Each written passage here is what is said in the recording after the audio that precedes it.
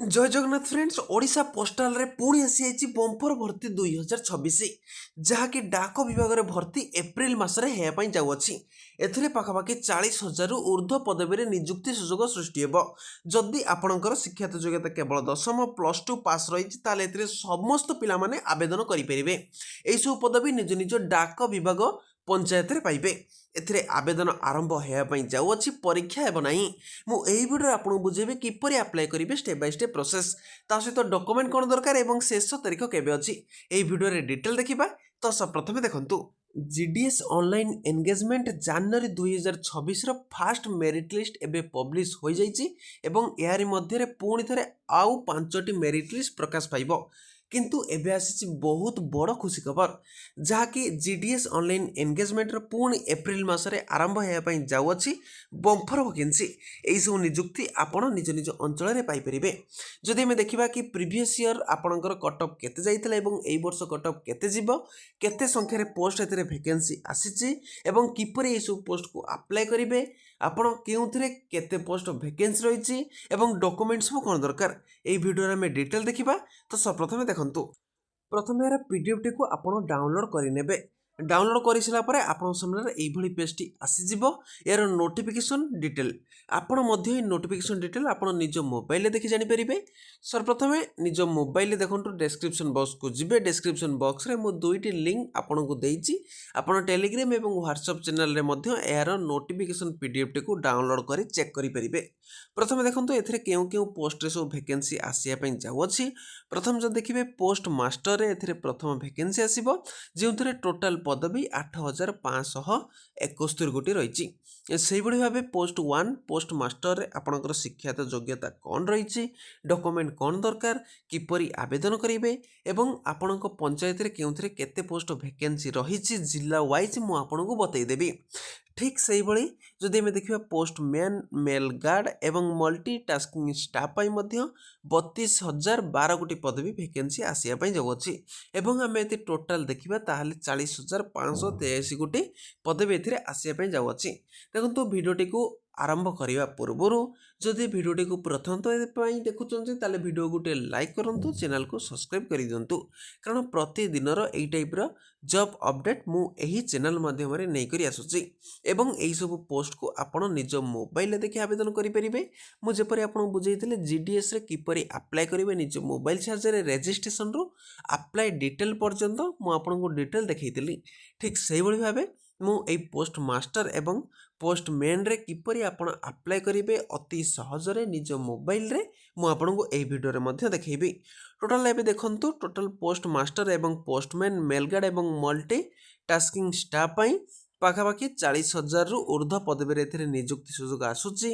एवं यही post office विभाग द्वारा एबे भर्ती जारी होगापाई जाऊँगी एवं यही आवश्यक पदवी गुड़िक आपण निज निज अंचल नियुक्ति पाइबे ता सहित जदि आपण किछि भी डाउट रहुछि एवं आपणक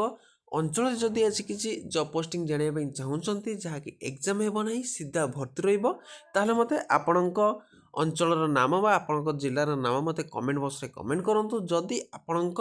जिल्लारे किसी पोस्ट वैकेंसी बाहरुछि ताहले मु गोटे नेक्स्ट वीडियो रे गोटे डेडिकेटेड वीडियो रे मु आपणक बुझेबी कि आपणक जिल्लारे केउथरे केते पोस्ट वैकेंसी आसीछि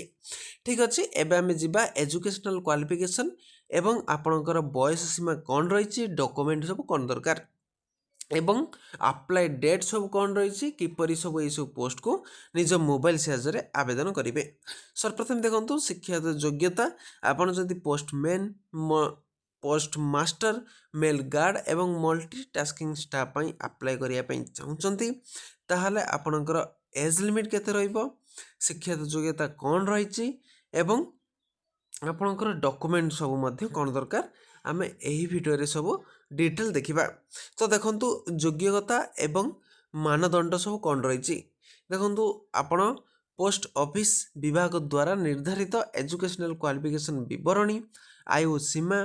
की जानकारी निम्नलिखित मध्यरु दिया जाइछि एथिरे आपण मध्य चेक करि परिबे सर्वप्रथम देखंतु विभागीय विज्ञापन द्वारा आपणकर बयस सीमा मध्य दिया जाइछि ଶିକ୍ଷାଗତ ଯୋଗ୍ୟତା ଦେଖନ୍ତୁ ଦଶମ ଏବଂ ପ୍ଲସ୍ ଟୁ ପାସ୍ ରହିଛି। ଯେଉଁମାନେ ପୋଷ୍ଟ ମାଷ୍ଟର ପାଇଁ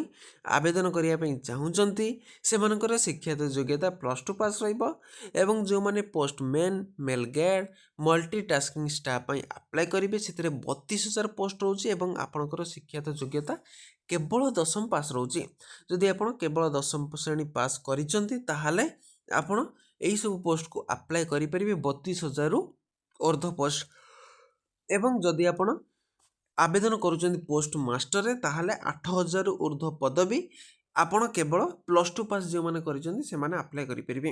ତା ସହିତ ଯେଉଁମାନେ ଗ୍ରାଜୁଏସନ୍ ପାସ୍ କରିଛନ୍ତି କିମ୍ବା ପ୍ଲସ୍ ଟୁ ଆପଣ ପାସ୍ କରିଛନ୍ତି ତାହେଲେ ଆପଣ 40,000 ପୋଷ୍ଟରେ ଆବେଦନ କରିପାରିବେ। ଏହାପରେ ଯିବା ଆପଣଙ୍କର ଏଜ୍ ଲିମିଟ୍ କ'ଣ ରହିଛି। ସର୍ବପ୍ରଥମେ ଦେଖନ୍ତୁ ଏଜ୍ ଲିମିଟ୍ ମିନିମମ୍ ଆପଣଙ୍କର 18 ବର୍ଷ ରହିବ ଏବଂ ମ୍ୟାକ୍ସିମମ୍ ଏଜ୍ ଲିମିଟ୍ 40 ବର୍ଷ ରହୁଛି।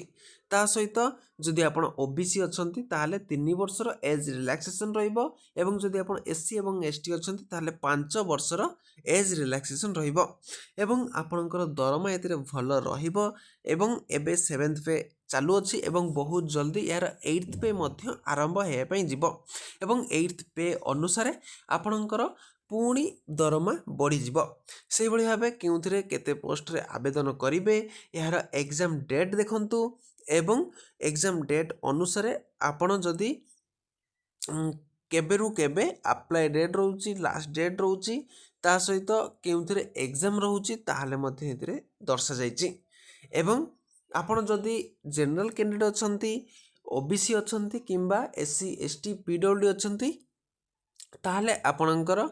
ଶୁଳ୍କ କେତେ ରହିବ ଯେତେବେଳେ ଆପଣ ପଦବୀକୁ ଆପ୍ଲାଏ କରିବେ ଆପଣ ଆପ୍ଲାଏ କଲା ଟାଇମ୍ରେ ଆପଣ କେତେ ଟଙ୍କା ଦେବା ପାଇଁ ପଡ଼ିବ ମଧ୍ୟ ଏଥିରେ ଡିଟେଲ୍ ମେନସନ୍ ରହିଛି ଏକୁ ଆପଣ ପଢ଼ିପାରିବେ। ଏବଂ ଦେଖନ୍ତୁ ଏକ୍ଜାମ୍ ଡେଟ୍ଟି ଆପଣଙ୍କର କେବେ ରହିବ। ପ୍ରଥମେ ଆବେଦନ ଆରମ୍ଭ ତାରିଖ ଦେଖନ୍ତୁ 24/3/2026ରେ ଏହାର ଆପ୍ଲାଏ ଡେଟ୍ ଆରମ୍ଭ ହୋଇଯିବ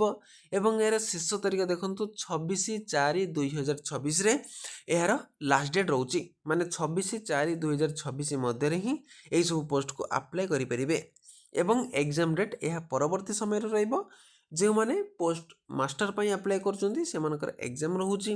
ଏବଂ ଅନ୍ୟାନ୍ୟ ପିଲାମାନଙ୍କ ପାଇଁ ସେମାନଙ୍କର ଏକ୍ଜାମ୍ ଅନ୍ୟ ଗୋଟେ ଦିନ ଫିକ୍ସ କରାଯିବ। କେବଳ ପୋଷ୍ଟ ମାଷ୍ଟର ପାଇଁ ଆପଣଙ୍କର ଏକ୍ଜାମ୍ ଗୋଟେ ଡେଟ୍ରେ ରହୁଛି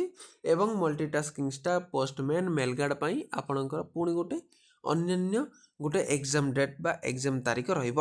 ତା ସହିତ ଏହିସବୁ ପୋଷ୍ଟକୁ ଆପ୍ଲାଏ କରିବାକୁ ହେଲେ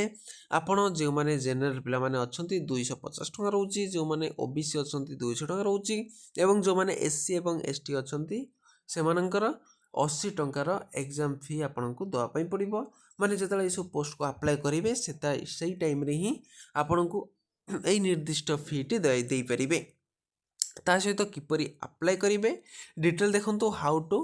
ଫିଲ୍ଅପ୍ ଅନଲାଇନ୍ ଫର୍ମ ମଧ୍ୟ ଏଥିରେ ରହିଛି। କିପରି ଫର୍ମକୁ ଫିଲ୍ଅପ୍ କରିବେ ଯେଉଁ ଟାଇମ୍ରେ ଏହାର ଆବେଦନ ତାରିଖ ଆରମ୍ଭ ହେବ ମୁଁ ଆପଣଙ୍କୁ ଗୋଟେ ଡେଡିକେଟେଡ୍ ଭିଡ଼ିଓ ଦେଖେଇବି। ତା ସହିତ ରିକ୍ୱାର୍ଡ଼ ଡକୁମେଣ୍ଟ ଆପଣଙ୍କର ଦେଖନ୍ତୁ କ'ଣ ସବୁ ଡକୁମେଣ୍ଟ ଦରକାର ଏବଂ ଆପଣ ଆବଶ୍ୟକୀୟ ଡକୁମେଣ୍ଟ ଏବେ କ'ଣ ପାଇଁ ରଖିବେ ଯେଉଁ ଟାଇମ୍ରେ ଆପଣଙ୍କର ଆପ୍ଲାଏ କରିବେ ସେଇ ଟାଇମ୍ରେ ଆପଣ ସୁରୁଖୁରୁରେ ଏଇସବୁ ପୋଷ୍ଟକୁ ଆପ୍ଲାଏ କରିପାରିବେ। ଯଦି ଆପଣଙ୍କର କିଛି ଡାଉଟ୍ ରହୁଛି ତାହେଲେ ମୋତେ ନିଶ୍ଚିତ କମେଣ୍ଟ ବକ୍ସରେ କମେଣ୍ଟ ମଧ୍ୟ କରିପାରିବେ ଏବଂ ଆପଣଙ୍କ ଜିଲ୍ଲାରେ ଯଦି କିଛି ପୋଷ୍ଟ ଭ୍ୟାକେନ୍ସି ରହିଛି ତାହେଲେ ମୋତେ ନିଶ୍ଚିତ ଆପଣଙ୍କ ଜିଲ୍ଲାର ନାମ କମେଣ୍ଟ କରନ୍ତୁ। ମୁଁ ନେକ୍ସଟ ଭିଡ଼ିଓରେ ଗୋଟେ ଡେଡିକେଟେଡ୍ ଭିଡ଼ିଓ ନେଇକରି ଆସିବି। ମୁଁ ଆଉ ଗୋଟେ ଭିଡ଼ିଓରେ ଦେଖାହେବି। ଜୟ ହିନ୍ଦ, ଜୟ ଜଗନ୍ନାଥ।